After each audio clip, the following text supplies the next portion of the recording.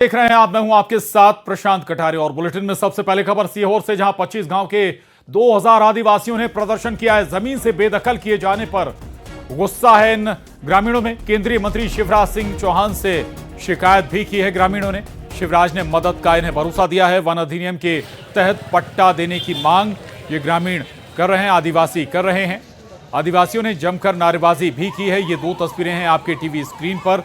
सीहोर का ये मामला बताया जा रहा है, जहां 25 गांव के 2000 आदिवासियों ने जमकर प्रदर्शन किया है सीहोर में। दरअसल जमीन से बेदखल किए जाने पर इनका गुस्सा, इनकी नाराजगी सामने आई और उसके बाद इन्होंने केंद्रीय मंत्री शिवराज सिंह चौहान से भी इसकी शिकायत की। और इतना ही नहीं, वन अधिनियम के तहत पट्टा देने की मांग भी ये आदिवासी परिवार कर रहे हैं।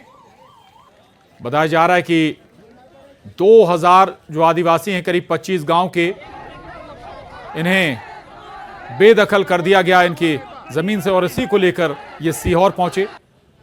शिवराज सिंह चौहान से इन्होंने शिकायत की। शांति से समाधान करेंगे, चिंता मत करो। और न्यूज़ 18 संवाददाता सीहोर से प्रदीप चौहान हमारे साथ जुड़ गए हैं। प्रदीप, क्या शिकायतें और क्यों ऐसा हुआ, इन्हें बेदखल कर दिया गया? कोई आश्वासन भी शिवराज सिंह चौहान की तरफ से मिला इन्हें? देखिए, ये पूरा मामला अपने आप में एक बहुत बड़ा राजनीतिक मामला है, क्योंकि मध्य प्रदेश के मुख्यमंत्री डॉक्टर मोहन यादव ने अभी हाल ही में एक नया अभ्यारण्य प्रस्तावित किया है सरदार वल्लभ भाई पटेल के नाम से, जिसकी फाइलों में केवल अभी चर्चा चल रही है। लेकिन ये चर्चा किस तरह से बाहर निकल कर आई, आदिवासियों को जो ग्रामीण क्षेत्र के लोग हैं वहां लगातार वन विभाग के लोग कार्रवाई कर रहे हैं, नोटिस जारी कर रहे हैं कि अभ्यारण्य नया बनाया जा रहा है। इसी से गुस्सा है। लगभग 20 गाँव के 2000 से अधिक आदिवासी आज सीहोर पहुंचे, क्योंकि उनको मालूम था कि आज दिशा की बैठक में भाग लेने के लिए उनके क्षेत्र के सांसद और केंद्रीय कृषि मंत्री शिवराज सिंह चौहान आ रहे हैं। तो शिवराज सिंह चौहान जैसी मीटिंग में अंदर बैठे, इन लोगों का बाहर प्रदर्शन हुआ कलेक्ट्रेट के बाहर। शिवराज सिंह चौहान मीटिंग छोड़कर बाहर आए और उन्होंने उनसे कहा कि हम आपका समर्थन करते हैं, हमें शेरों की जरूरत नहीं है, हमें अभ्यारण्य रहने वाले आदिवासियों के हित की जरूरत है। और उन्होंने कहा है कि मैं डॉक्टर मोहन यादव से बात करूंगा इस मामले के अंदर। और कल उन्होंने प्रस्ताव किया कि कल आदिवासी के साथ जाकर वो मुलाकात करेंगे और इस पूरे मामले का पटाक्षेप निकालेंगे। बिल्कुल, 2000 आदिवासी जो बेदखल हो गए अपनी जमीन से। शुक्रिया आपका इस पूरी जानकारी के लिए। जरूर समर्थन मिला है शिवराज सिंह चौहान का। तो बता दें आपको कि सीहोर का ये मामला है, जहां 5 गांव के करीब 2000, माफ कीजिएगा 25 गांव के करीब 2000 जो आदिवासी हैं वो आज सीहोर पहुंचे। सड़कों पर उन्होंने न केवल पैदल मार्च किया, बल्कि शिवराज सिंह चौहान से शिकायत भी की कि उन्हें कैसे बेदखल कर दिया गया उनकी जमीन से, और अब उन्हें पट्टे की जमीन दिलाने की मांग शिवराज सिंह चौहान से इन सभी आदिवासियों ने की है। दरअसल वन भूमि पर इनके बसेरे थे, जिन्हें हटा दिया गया। आदिवासी भाई बहनों की जो तकलीफ थी वो उन्होंने हमें बताई है। विशेषकर कोई अभयारण्य की बात फिर से हुई है, जहां उनके गांव बने हैं और जहां पुराने कब्जे हैं वहां से बेदखल करने की आदरणीय मुख्यमंत्री डॉक्टर मोहन यादव जी के सामने हम इनकी पूरी तकलीफ रखेंगे। और खबर धमतरी से, जहां नगरी के प्रायोगिक अंग्रेजी स्कूल में अभिभावकों ने ताला लगा दिया। शिक्षकों की कमी से अभिभावक नाराज हैं। शिक्षा विभाग ने जल्द शिक्षकों की नियुक्ति का आश्वासन दिया है। समझाइश के बाद छात्र क्लास में लौट आए हैं। धमतरी का मामला है। धमतरी में दरअसल नगरी के प्रायोगिक अंग्रेजी स्कूल में अभिभावकों ने ताला लगा दिया। शिक्षकों की कमी इसकी बड़ी वजह बताई जा रही है। अभिषेक पांडे, न्यूज़ 18 संवाददाता धमतरी से हमारे साथ जुड़ गए हैं। अभिषेक, कितने बच्चे इस स्कूल में पढ़ते हैं और दूसरे कितने शिक्षक हैं? पहुंचते नहीं हैं शिक्षक, या फिर नियुक्ति ही नहीं है शिक्षकों की? स्कूल बड़ा महत्वपूर्ण, क्योंकि वनांचल आदिवासी इलाका है और यहाँ पर बच्चों को बेहतर शिक्षा देने के लिए अंग्रेजी माध्यम का प्रायोगिक शाला खोला गया था। यहाँ अभी बच्चों की स्ट्रेंथ तो 125 बच्चे यहाँ पर पढ़ रहे हैं। पहली से 5वीं तक की कक्षाएं लगती है। साथ ही साथ 4 शिक्षक यहाँ पहले थे, इसमें से 2 शिक्षक यहाँ से हटा दिए गए, 2 ही शिक्षक रह गए। ऐसे में स्वाभाविक तौर पर शिक्षा जो है, पढ़ाई जो है सीधा प्रभावित हो रही है। और इसी से जो पालक है, छात्र है, वो नाराज हैं। शिक्षकों की मांग रखी गई थी, लेकिन वो इतने दिन स्कूल खुले हुए अभी तक शिक्षक मिले नहीं, इसलिए नाराजगी उठती है। फिलहाल इन्हें आश्वासन दिया गया कि जल्द शिक्षकों की नियुक्ति हो जाएगी। जिसके फिलहाल मान है पालक और छात्र, और स्कूल फिर से कंटिन्यू हो गया। जी शुक्रिया अभिषेक आपका इस जानकारी के लिए, धन्यवाद। शताब्दी एक्सप्रेस पत्थरबाजों के निशाने पर है। दरअसल 8 दिन में 7वीं बार ट्रेन पर पथराव हुआ है।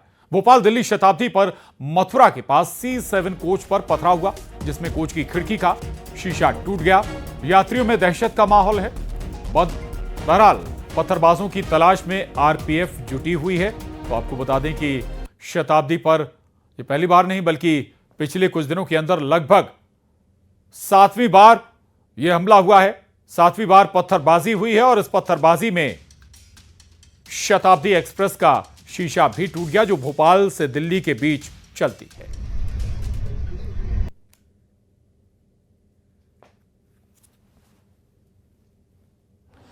जी देखिए, बिल्कुल मैं राजधानी भोपाल के रानी कमलापति रेलवे स्टेशन पर इस वक्त मौजूद हूँ, जो वर्ल्ड क्लास रेलवे स्टेशन है। और चाहे वंदे भारत एक्सप्रेस हो, शताब्दी एक्सप्रेस हो, ये तमाम प्रीमियम ट्रेन्स जो हैं वो यहाँ से चलती हैं। और जिस तरीके से बीते समय में ट्रेनों पर पथराव की घटनाएं सामने आई हैं, चाहे शताब्दी एक्सप्रेस की बात करें, वंदे भारत एक्सप्रेस में मारपीट की घटनाएं हुई, उसके बाद यात्रियों का क्या कुछ कहना है, सीधे उनसे हम बात कर लेते हैं। ये जो घटनाएं लगातार हो रही हैं, ट्रेनों पर पथराव, मारपीट, इससे आप लोगों को भी चिंता होती है? सर बिल्कुल होती है। हम अपने रास्ते में निकलते हैं, हमें लगता है कि हम घर सेफ पहुंचेंगे। अगर हम रास्ते में हमारे ऊपर कुछ हादसा हो जाए, कुछ भी घटना हो जाए, तो फिर हम किसको जवाब देंगे? इसके लिए सीआरपीएफ वगैरह, पुलिस वगैरह को कुछ थोड़ा बहुत करना चाहिए, ताकि पैसेंजर सेफ फील करें। और रास्ते में जो भी मतलब एक तकलीफ होती है, प्रशासन अपने तरीके से उसको सुलझाए, सारी चीज़ों को करें। और जो घटनाएं ट्रेन शिकार हुई हैं, मारपीट जैसी घटना हो या फिर पथराव जैसी घटना हो, सबसे प्रीमियम ट्रेन शताब्दी हो, वंदे भारत एक्सप्रेस हो, जब इनमें ये हाल है तो दूसरी ट्रेनों में क्या होता होगा? बिल्कुल, इसमें प्रशासन की भी गलती है, प्लस थोड़ा सा लोगों को भी सतर्क होना चाहिए। उनको भी ये चीज़ें अवेयर होना चाहिए कि हम अपनी गवर्नमेंट की प्रॉपर्टी को डैमेज कर रहे हैं। शायद उस चीज़ पे भी उनको सोचना चाहिए, क्योंकि प्रशासन अपनी तरफ से सारी चीज़ें कर रहा है, पर लोगों को भी अवेयर होना चाहिए इस चीज़ के लिए। बिल्कुल, एक ट्रेन में हम देखते हैं जो गार्ड्स की संख्या होती है वो काफ़ी कम होती है, पैसेंजर जो है वो बहुत ज़्यादा होते हैं। तो पुलिस के कांस्टेबल हो, जीआरपी के, वो ट्रेनों में बढ़ाए जाने चाहिए। बिल्कुल बढ़ाने चाहिए, बिल्कुल। और खबर जबलपुर से, जहां महिला अस्पताल में संविदा कर्मचारियों ने हड़ताल शुरू कर दी है। 3 महीने से सफाई कर्मचारियों और सुरक्षा कर्मियों को वेतन नहीं मिला है, इसलिए भड़के कर्मचारी सुबह से ही हड़ताल पर। और सफाई कर्मचारियों ने वार्ड और ऑपरेशन थिएटरों में सफाई नहीं की है, इसलिए डिलीवरी के लिए अस्पताल पहुंच रही गर्भवती महिलाओं को लौटाया जा रहा है। इस मामले की जानकारी मिलते ही सीएमएचओ मौके पर पहुंचे।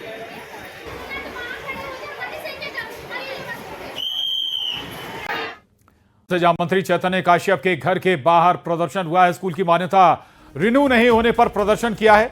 मान्यता रिन्यू नहीं होने से 164 बच्चे परेशान हैं। जैन उच्चतर माध्यमिक विद्यालय का यह मामला है। बड़ी खबर रतलाम से, मंत्री चैतन्य काश्यप के घर के बाहर जोरदार प्रदर्शन हुआ है और स्कूल की मान्यता रिन्यू नहीं होने पर यह प्रदर्शन किया गया। मान्यता रिन्यू नहीं होने से 164 बच्चे परेशान हैं। जैन उच्चतर माध्यमिक विद्यालय का यह पूरा घटनाक्रम। और अब खबर इंदौर से, जहां बाणगंगा थाना क्षेत्र से एक हैरान कर देने वाला मामला सामने आया, जहां एक महिला के साथ दुष्कर्म की वारदात को अंजाम दिया गया और उस पर धर्म परिवर्तन का दबाव भी बनाया गया है। पीड़िता के मुताबिक आरोपी हैदर ने खुद को वकील बताया और भरोसे में लेकर इस घिनौनी साजिश को अंजाम दिया, जिसके बाद पीड़िता की शिकायत पर पुलिस ने केस दर्ज कर आरोपी को गिरफ्तार कर लिया है।